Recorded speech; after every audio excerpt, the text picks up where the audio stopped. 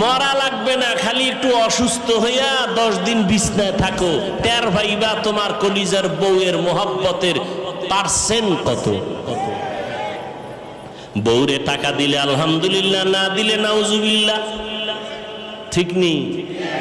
কোটি কোটি টাকা কামাই করো, বউয়ের জবানে হাসি নাই, শুকর আদায় করে না। দিতে দিতে স্বামী ফকির হয়ে গেল, কয় না আর দিও না, হয় না আরো দাও আরো দাও।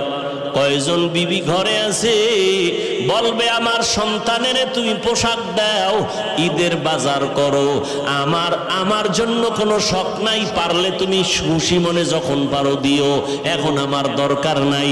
তুমি দাঁড় কইরা কোনো পেরেশানি মাথায় নিবা না।